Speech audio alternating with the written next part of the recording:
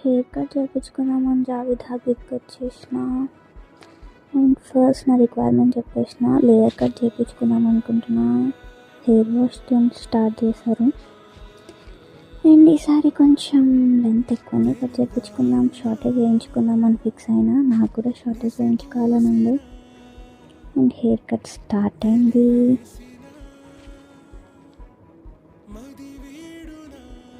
ఒక side length పోతుందని కొంచెం భయమైంది, బట్ ఫైనల్ అయితే చాలా బాగుంది. ఫైనలీ హెయిర్ కట్ అయితే అయిపోయింది. సెట్ చేసినాక ఎట్లా ఉంటుందా అని చూడాలి.